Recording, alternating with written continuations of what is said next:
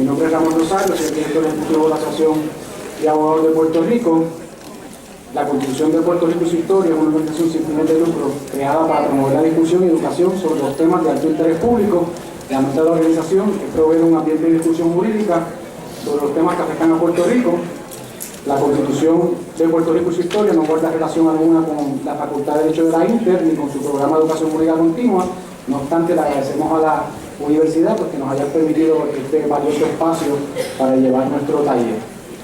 Este foro de la tarde se enfocará en las decisiones recientes del Tribunal Supremo de los Estados Unidos en relación a Puerto Rico y contará con los profesores Carlos Díaz Olivo, Carlos Ramos, Rafael Cox Salomar y la profesora de la Escuela de Derecho de Columbia, Cristina Duffy, que estará entrando por Skype en unos minutos, tuvo unos problemas para viajar.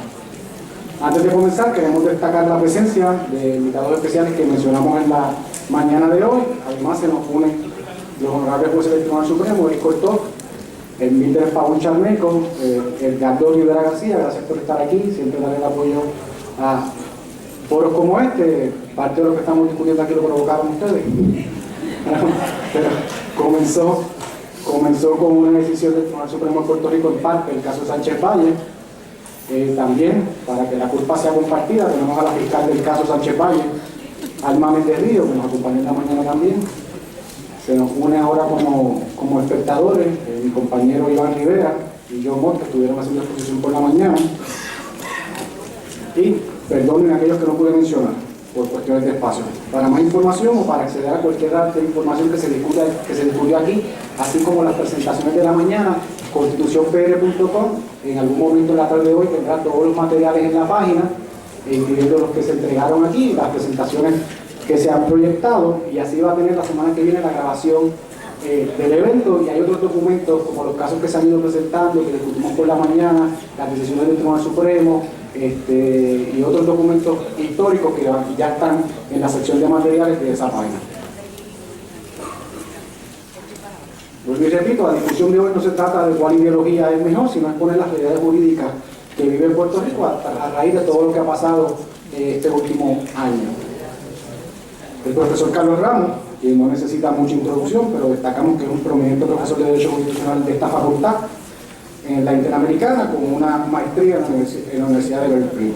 El profesor Carlos Díaz Olivo, que tampoco necesita mucha introducción, ha estado muy activo por muchos años en la discusión pública y posee un LLM de la Universidad de Harvard, la profesora Cristina Duffy, que es profesora en la Universidad de Columbia, con un bachillerato y un doctorado de Princeton, una maestría en filosofía en Cambridge y un Juris Doctor en Yale, además oficial jurídico para el segundo circuito y para el juez Stephen Breyer del Tribunal Supremo Federal. Sin más preámbulo, vamos a comenzar por lo que es la exposición de hoy. Voy a hacer un recuento histórico que muchos de ustedes conocen, pero siempre es bueno hacerlo como preámbulo a los temas que vamos a estar discutiendo hoy. Como ustedes saben, en 1493 hubo una ocupación española en Puerto Rico. En 1898 se crea la guerra hispanoamericana entre España y los Estados Unidos, se firma el Tratado de París, donde Estados Unidos asume la tutela de Cuba, Puerto Rico, Filipinas y Guam. El artículo 2 del Tratado de París, y esto es textual, dice: España cede a los Estados Unidos la isla de Puerto Rico. El artículo 9 dice que los derechos civiles y la constitución política de los habitantes naturales de los territorios aquí cedidos a los Estados Unidos se determinará por el Congreso. En el 1898 comienza por lo que es la época del gobierno militar. En 1900 viene la ley Foraker, que crea un gobierno civil a nivel de cuerpo legislativo. En el 17 viene la ley Jones. En el 45 termina la Segunda Guerra Mundial y comienza un movimiento internacional en contra de lo que es el mundo colonizado, ¿verdad?, por llamarlo de alguna forma. Y se crea la Organización de Naciones Unidas, muy conocida como la ONU. En el 47 se brinda la ley Jones para permitir a Puerto Rico escoger el gobernador de Puerto Rico. En el 50, la ley federal 600 permite a Puerto Rico establecer su propia constitución. En el 52 se aprueba la Constitución de Puerto Rico y comienza una discusión en el seno de los debates de la ONU, precisamente para ver cómo esa Constitución modificó lo que era el sistema colonial en Puerto Rico. Y en particular, y estos documentos los van a tener en la misma página que les mencioné, constitucionpr.com, y en esto el archivero es el licenciado Iván Rivera, que tiene todas estas cosas guardadas en algún lugar de su computadora, no las encuentra muy rápido, pero las encuentra. El representante de Yugoslavia en este debate de la Constitución de Puerto Rico y a raíz de lo que son las directrices de la ONU, expresa, estoy citando, hablando de la disposición 2 del párrafo 2 de la sección 3 del artículo 4 de la Constitución de los Estados Unidos, la señora Weston, representante de los Estados Unidos, declaró en una asamblea, y esas declaraciones las vamos a poner en la página también, en la cuarta comisión, que era la comisión que estaba examinando el caso de Puerto Rico en la ONU, que la Constitución de los Estados Unidos otorga al Congreso el poder soberano exclusivo para decidir sobre las modificaciones del régimen constitucional de los territorios de los Estados Unidos. Esto precisamente examinando lo que era la Constitución de Puerto Rico. En el 53 se emite la famosa resolución 748 que decreta que Puerto Rico tiene un autogobierno, pero como vimos, se discutió lo que era el poder del Congreso de los Estados Unidos sobre Puerto Rico. En el 60 se aprobó la resolución 1514 y en el 60 también la 1541, básicamente reconociendo a manera general a los países el derecho de plenitud de gobierno propio y reconoce las disposiciones o las maneras de hacerlo, ya sea la independencia, la libre asociación o lo que califican ellos como la integración. ¿Qué ha hecho el Congreso de los Estados Unidos con este debate después del 50? La rama ejecutiva, el presidente Bill Clinton, mediante orden ejecutiva del 2000, crea lo que se conoce como el grupo del presidente sobre el estatus de Puerto Rico, el famoso grupo de trabajo de Casablanca. Ese comité ha realizado informes en el 2005, 2007 y 2011. Nuevamente en la página Constitución PR van a tener esos informes y todos los informes reconocen de manera concluyente que Puerto Rico está bajo los poderes penales del Congreso, en particular el informe del 2011, que se emitió en marzo del 2011.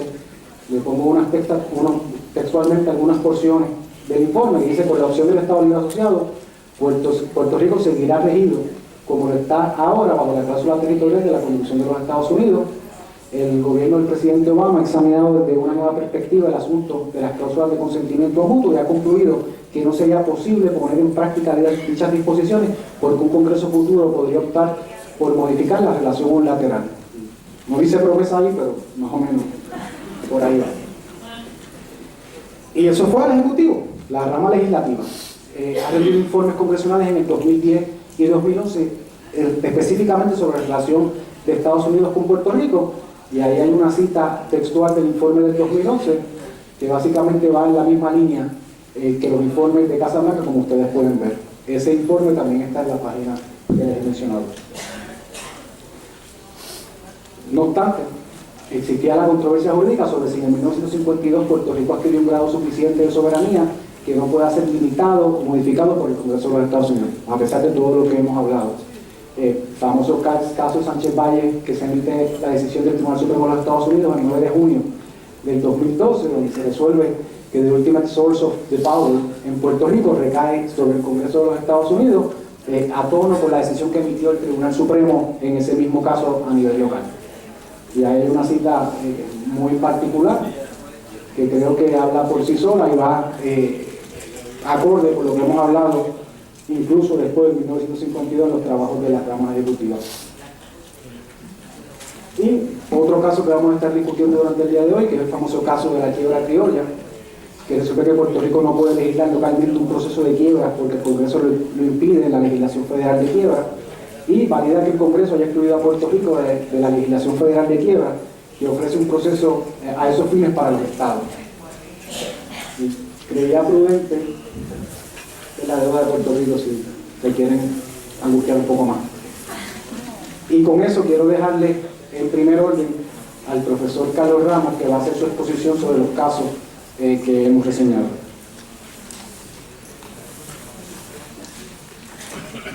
Me había quedado introducir al profesor Gonzalo Marcos. Me están regañando, perdón, el profesor. El regaño no vino de usted. Tiene un bachillerato en Cornell University, un PhD en Oxford University, un JD en Harvard Law y actualmente es profesor de la Universidad del Distrito de Columbia en Washington. Gracias, profesor, por estar aquí.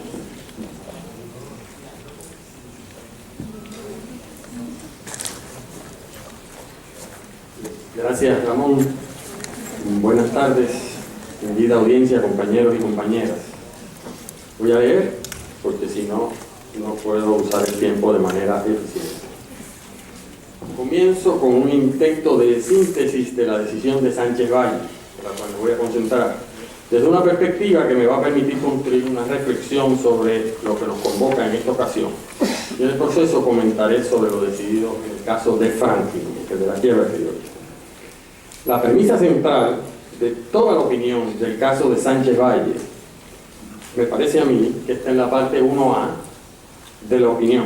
Dice el Tribunal Supremo de los Estados Unidos lo siguiente: la historia del constitucionalismo norteamericano refleja que desde 1898 hasta el presente el Congreso ha ejercido su autoridad sobre Puerto Rico por virtud del poder que le concede la cláusula territorial contenida en el artículo 6 de la Constitución de los Estados Unidos. El Congreso ha ejercido este poder, continúa el tribunal, otorgando a Puerto Rico mayor autonomía por medio de las siguientes 4 leyes: Ley Foraker del 1900, Ley Jones del 17, Ley del Gobernador Electivo del 47, Ley 600 de 1950. Esta última autorizó, en inglés, enable Puerto Rico to embark, a formar, en comillas, un gobierno propio en la naturaleza de un convenio, en comillas, a través de la redacción de una constitución, en comillas, a ser sometida a votación. Vote, en un vote bien importante, tendría efectividad y sería dispositiva solo si ocurría que la Asamblea Constituyente aprobara formalmente toda alteración que le hiciera el Congreso. Así sucedió y así se creó, dice el tribunal, en comillas, una nueva entidad política. Es importante subrayar que el resto de la opinión del tribunal, no importa el lenguaje que se utilice, a mi juicio, está enmarcada en esta realidad del constitucionalismo norteamericano. La cláusula territorial y la existencia extraña o oculta de la constitucionalidad de los territorios no incorporados. Es decir, en el fondo se impone una vez más la lógica política del colonialismo más que la lógica natural jurídico-constitucional del federalismo norteamericano en su entendido original. La posición que ocupan los territorios no incorporados en el federalismo norteamericano tiene base en esa realidad. En las partes subsiguientes de la opinión, el tribunal anuncia que se embarca en discusiones, y cito, más pedestres del derecho penal, dejando a un lado, y cito, el sublime campo del constitucionalismo. Resume los hechos del caso, nos ofrece el tracto procesal y la decisión del Tribunal Supremo de Puerto Rico, la cual, a propósito, cita continuamente a través de la opinión con aprobación. A través de un análisis histórico, incluye conclusiones y apreciaciones del concepto de soberanía que se apartan de la acepción ordinaria de ese término. Explica y reitera la doctrina del Tribunal Supremo adoptada para resolver asuntos de doble exposición, como es el que está en controversia. La clave es determinar de dónde emana la fuente última de autoridad de una entidad política para acusar a una persona, sea esta entidad el gobierno federal, el gobierno estatal, las poblaciones o tribus indias, Puerto Rico, o incluso una municipalidad o ciudad de un estado de la Unión Norteamericana. Cuando el gobierno federal, los gobiernos estatales o las poblaciones indias acusan a una persona, su fuente de autoridad última, dice el tribunal, emana de contextos históricos independientes y originales que no se nutrían de ninguna otra fuente de poder ulterior. Por eso es que se consideran soberanos para propósitos de lograr acusaciones independientes sin que pueda operar la defensa de doble exposición. No así Puerto Rico. Cuando Puerto Rico acusa, lo hace autorizado por el Congreso, sin ejercer soberanía propia, pues nunca a través de su historia ha ostentado soberanía para el Tribunal Supremo. Su fuente de autoridad para acusar se parece más a aquella que tiene una ciudad o un municipio de un estado, que debe su existencia al Estado. Puerto Rico debe su fuente de autoridad a la autorización o delegación del Congreso. Antes era colonia de España y luego de 1898 territorio de los Estados Unidos. Es interesante que el tribunal dice que éramos colonia, dicho así, de España, pero bajo la soberanía de los Estados Unidos somos territorio. Permítame un comentario al margen. Al referirse a Puerto Rico como un territorio de los Estados Unidos, una vez más el Tribunal Supremo demuestra que no puede articular jurisprudencialmente o articular o decir el concepto colonia de Estados Unidos, porque ello les crea una terrible indigestión histórica que afecta a su conciencia como un imperio que se niega a sí mismo. Por medio de la Ley 600, el Congreso autorizó a Puerto Rico un gobierno propio parecido a la de un Estado. El tribunal afirma que eso fue un cambio político significativo, al punto que el tribunal dice sentirse obligado a no descansar su análisis en jurisprudencia sobre el tema de 1914, el caso Shell, dado que ahora el poder de acusar no emanaba solamente del Congreso, como sucedía antes en 1950. No era esa necesariamente la tesis, en ese sentido, del gobierno de los Estados en su amicus, ni necesariamente la del Tribunal Supremo nuestro. Aunque la fuente última del poder continúa siendo el Congreso, que fue quien autorizó la Constitución que rige en Puerto Rico, la fuente inmediata del poder es la que emana de la Constitución autorizada por el Congreso. Sin embargo, concluye que el resultado es el mismo. Puerto Rico carece de soberanía para acusar a una persona si ya ésta ha sido acusada en la jurisdicción federal y viceversa. En este sentido, el ejercicio de autoridad o poderes del gobierno de Puerto Rico no se asemeja a la de un Estado, más bien es similar a una ciudad o condado de los Estados Unidos. Curioso porque esta comparación de la jueza Kagan, Helena Kagan, es interesante dado que días después, en Commonwealth vs. Franklin, en opinión escrita por el juez Clarence Thomas y con el voto de la jueza Kagan, el tribunal concluirá que Puerto Rico no tiene la misma autoridad que una ciudad o condado para acogerse a las disposiciones de la ley de quiebra federal, porque para esos propósitos Puerto Rico se parece a un Estado, según discrimen o distinción establecida por el Congreso en 1984. Este discrimen, que no tenía que ser explicado por el Congreso cuando legisla sobre la autoridad que concede a los territorios. A propósito, Franklin, siempre que la opinión alude a la frase like a state, lo hace en comillas, y siempre que utiliza el término state, lo hace en comillas. Un análisis somero de decisiones anteriores del Tribunal Supremo de los Estados Unidos sobre Puerto Rico nunca se había ocupado el tribunal de esa precisión en el uso de las comillas. Estos casos son tan fascinantes que nada más que desde un punto de vista literal se puede hacer una reflexión. En Sánchez Valle, el Tribunal Supremo reconoce y cita una opinión de Felix Frankfurter de 1914, cuando era asesor del secretario de Justicia de los Estados Unidos. Como saben, Frankfurter fue designado tiempo después como juez asociado del Tribunal Supremo de los Estados Unidos y es considerado el día de hoy uno de sus mejores jueces. Se le conoce como el conservador ilustrado. Debo comentar que esta opinión legal de Frankfurter fue citada y sometida por el gobierno de Puerto Rico en su solicitud de revisión. De hecho, está en la página web del Departamento de Justicia. Al citar esta opinión, el gobierno de Puerto Rico pretendía convencer al tribunal que para que fuese creativo y novel en una nueva definición o categoría de soberanía al momento de decidir sobre la alegada soberanía de Puerto Rico para propósitos de la doble exposición. Porque Frankfurter hablaba mucho de creatividad. Por supuesto, el gobierno de Puerto Rico conocía muy bien que si lograba que el tribunal aceptase una nueva categoría de soberanía, la misma también la utilizaría en su momento para argumentar que Puerto Rico tenía una soberanía sui generis para muchos otros propósitos fuera del ámbito de la doble exposición. Esta novel teoría, añorada por juristas ideólogos de Lela, fue calificada argüendo en la argumentación oral del caso como soberanía interina por el juez Anthony Kennedy y como soberanía territorial por la jueza Kagan. Regresando a la opinión legal del entonces consultor jurídico Frankfurter, este concluye que los casos insulares otorgaron pleno poder al Congreso sobre sus territorios no incorporados como Puerto Rico.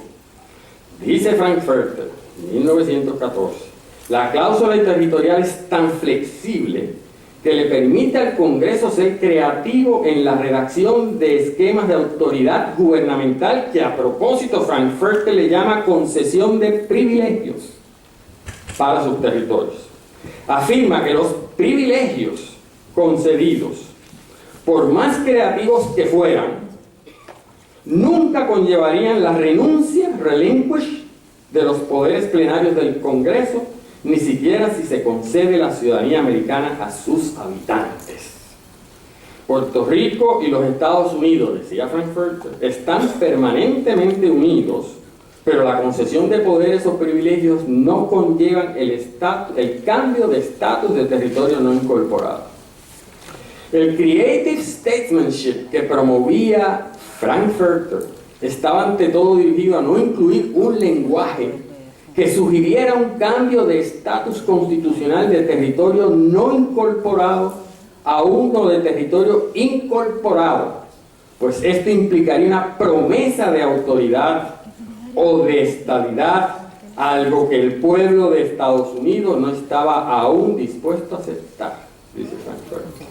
Es decir, el miedo o la resistencia histórica de los Estados Unidos no ha sido hacia el colonialismo ni hacia la independencia. Ha sido la promesa de anexión la que siempre le ha levantado los pelos. Dejo a un lado el resumen y el comentario al margen del caso y comento unas implicaciones. Uno, la doctrina de los casos insulares de comienzos del siglo pasado sigue vigente. Las tres ramas del gobierno federal han hecho uso de esa doctrina durante los últimos años. En lo esencial, el caso de Sánchez Valle trata sobre el poder de Puerto Rico de acusar, como ya he mencionado. Promesa, sobre la cual no he aludido, tan vigente hoy.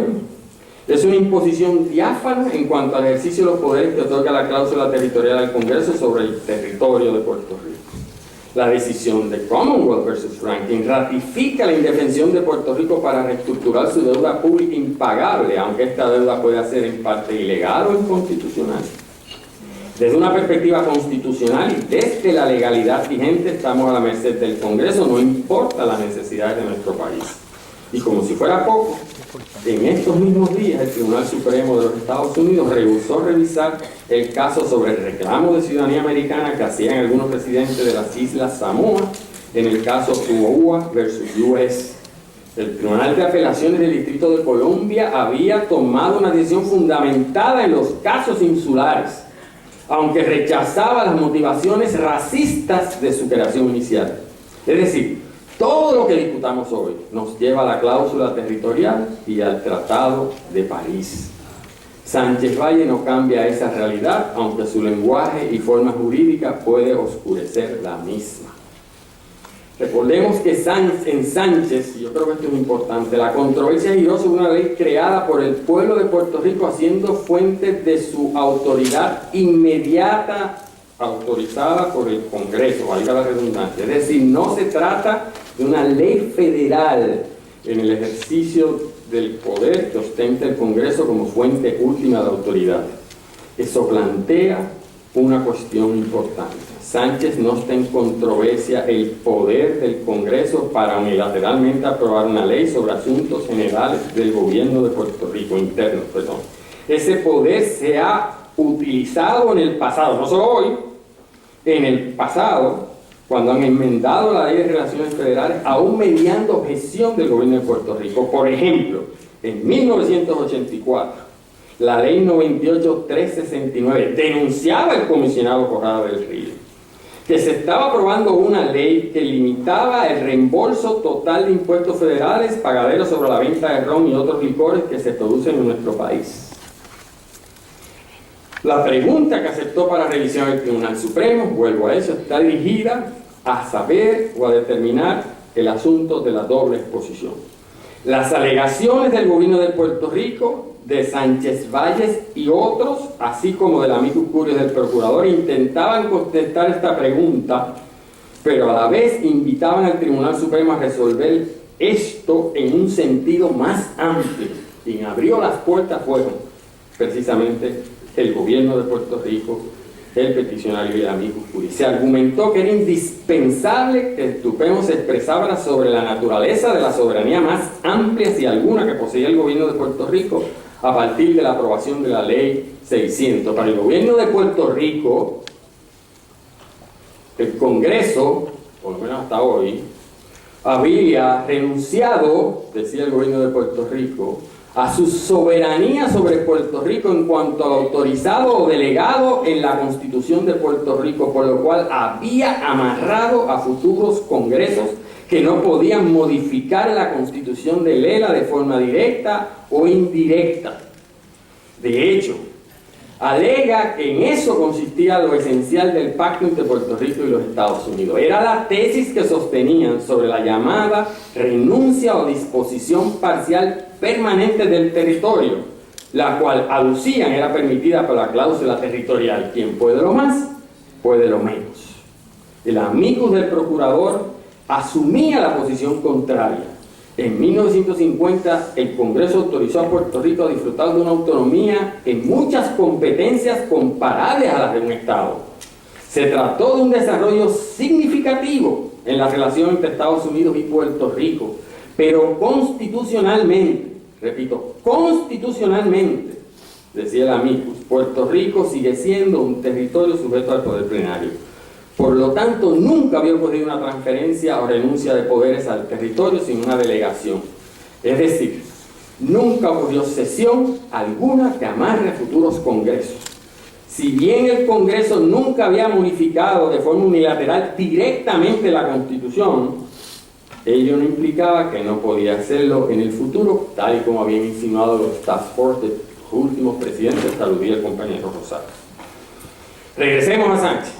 Resolvió Sánchez de forma definitiva, Sánchez, que la Constitución de 1952 es una ley federal más, que puede ser revocada unilateralmente por el Congreso, dándole toda razón al Procurador General de los Estados Unidos. Aceptó por fin que desde una perspectiva constitucional hubo un engaño monumental en 1952. Es decir, resolvió una parte importante constitucional de nuestro estatus político. Me temo que no en la forma que muchos han querido o quisiéramos interpretar. Como se desprende del resumen de la opinión que he explicado al principio de esta presentación, el Tribunal Supremo decidió auspiciar una muerte piadosa. Añadió una dosis en ese camino al decidir día después la controversia de Commonwealth versus Franklin.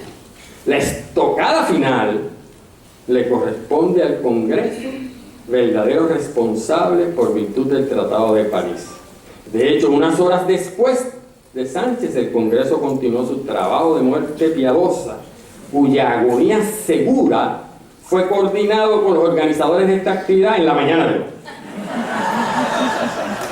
Cuando el tribunal repasa la historia constitucional de Puerto Rico, concluye que ni antes ni después de 1898, incluyendo los eventos del 50-52, existían indicios de que Puerto Rico ostentó una soberanía que le era propia. Por lo tanto, para los Estados Unidos, nunca hemos existido como nación soberana para esos fines. Es obvio, desde mi punto de vista, que rehúsan aceptar en su derecho doméstico que desde 1898 han usurpado una soberanía que no les pertenece. Sin embargo, en interesante giro dialéctico, olvidó el tribunal que en ese breve repaso de la búsqueda de una soberanía original o primigenia de Puerto Rico, inevitablemente incidirían en la soberanía genérica o política que al principio de la opinión anunciaba que no iba a tocar. Y yo creo que la razón es la siguiente. Solo a través de la historia pueden entenderse los casos insulares y el poder del Congreso, bajo la cláusula territorial. Esa historia revela que el Congreso nunca ha renunciado a sus poderes sobre Puerto Rico, no importa cualquier orbitor dictum como palabras como a veces utiliza relinquish sobre el particular. Ese breve repaso histórico está cubierto, sin duda, por un misterio o oscurantismo que la óptica jurídica no puede comprender. El rechazo a la soberanía inherente, incluso histórica del pueblo de Puerto Rico, constituyó un claro rechazo a la invitación del uso de la creatividad que invitaba el gobierno de Puerto Rico. Es decir, el Tribunal Supremo de Estados Unidos, y esto tiene que estar bien claro, en Sánchez Valle no quiso redefinir el federalismo norteamericano para acomodar a los territorios no incorporados como Puerto Rico.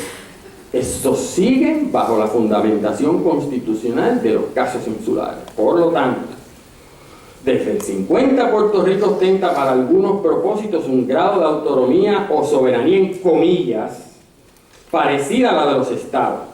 Ello le permite ejercer la autoridad inmediata de aprobar leyes y otros asuntos relativas al gobierno propio, self-government. Pero en materia de fuente última, el Congreso no ha renunciado a su autoridad última sobre el territorio, a pesar de que en una ocasión se refirió a ella como que había ocurrido una especie de relinquish, como dije ahorita, en órbita estricto. La soberanía que posee Puerto Rico, en términos de derecho constitucional, se parece más a la de un municipio o una ciudad. A mi juicio, eso ya lo había resuelto también el primer circuito en Franklin, California, donde decía que Puerto Rico tampoco puede disfrutar o usufructuar de una soberanía de la 10ª enmienda, pues la 10ª enmienda, dicho el primer circuito, no aplica a Puerto Rico. Esa soberanía de la 10ª enmienda, diezmada como está por decisiones del propio Tribunal Supremo de los Estados Unidos, real